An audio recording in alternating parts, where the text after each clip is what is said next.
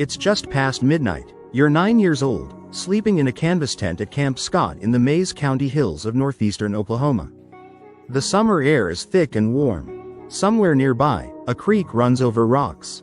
You can hear the other girls breathing around you, your tent mates, your friends, Lori, Michele, Doris. You don't hear him coming. Nobody does. June 13, 1977. Camp Scott is 3 days into its summer season. Approximately 140 girls from across Oklahoma have arrived for what their parents believe is a safe, supervised experience: horseback riding, swimming, campfire songs. The kind of summer that becomes a memory you carry your whole life. Instead, it becomes something else entirely. At approximately 6:30 in the morning, a camp counselor walking a trail near Tent 8 stumbles onto something she cannot immediately process. 3 sleeping bags. 3 little girls: Lori Lee Farmer, age 8, Michele Guse, age 9, Doris Denise Miley, age 10.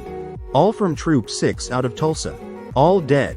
They had been dragged from their tent in the night, sexually assaulted, and murdered. Their bodies had been arranged, deliberately, carefully, alongside the trail where they would be found at first light. This was not a crime of panic. This was not a crime of opportunity that spiraled out of control. Whoever did this planned it, executed it, and staged what came after. And here is what makes this case different from almost every other unsolved murder in American history. Investigators knew almost immediately who they were looking for. 3 months before the murders, a maintenance worker at Camp Scott discovered something inside a supply tent. A duffel bag. Inside the bag, a flashlight, a rope, a knife, and a handwritten note. The note described, in explicit terms, a plan to murder 3 girls at the camp. The note was reported. Camp Scott opened anyway. The bag belonged to a man named Gene Leroy Hart, a local Cherokee man with a history of serious violent crime, including the kidnapping and rape of 2 pregnant women in 1966. He had escaped from the Mays County Jail in 1973 and had been living as a fugitive in the Cherokee Hills for 4 years. People in the local community knew where he was. Some had been sheltering him. When Hart was finally captured in 1978, the physical evidence against him appeared overwhelming. Hair samples found on the victim's sleeping bags were consistent with Hart's hair. A palm print, boot impressions. A witness who reported seeing a man matching his description near the camp that night. Gene Leroy Hart went to trial in 1979. The jury acquitted him after less than 2 hours of deliberation. He died in prison in 1979, just months after his acquittal, while serving his original sentence for the 1966 kidnappings. He was never convicted of the Girl Scout murders.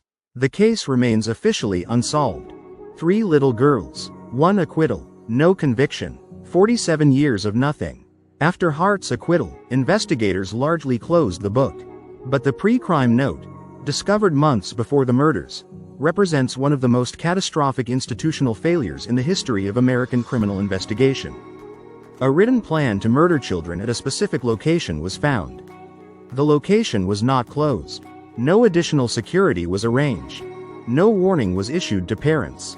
The note was treated as a prank. 3 children are dead because someone in an administrative position decided a written murder plan left at the site of a children's camp was not credible enough to act on. That decision has never been fully investigated. No one was ever held accountable for it. What does the evidence tell us about the person who committed these murders, regardless of what a jury decided in 1979? The pre-crime note is the most diagnostically significant detail in this entire case. Criminologists classify killers along a spectrum from disorganized to organized. A disorganized offender acts impulsively, leaves chaotic crime scenes, and rarely plans in advance. An organized offender is methodical. They fantasize extensively before acting. They bring equipment, they select victims deliberately, and they control the scene during and after the crime. The Tent 8 killer was organized.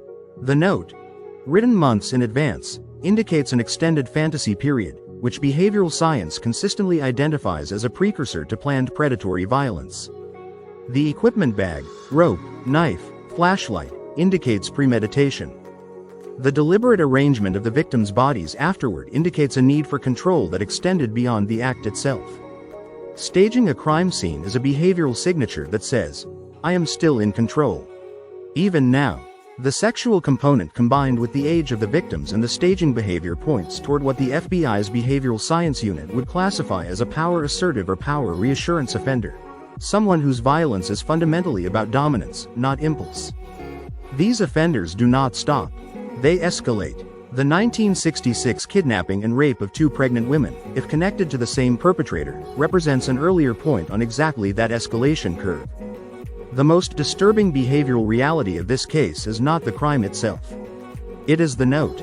Because the note tells us something the evidence at the scene alone cannot. Whoever did this wanted to be known. Not publicly, not yet, but to themselves. Writing it down, leaving it to be found, returning to the same location months later. That is someone rehearsing. Someone for whom the anticipation was part of the act. 3 girls went to sleep on June 13, 1977, and never woke up. The case is still open. Somebody knows something.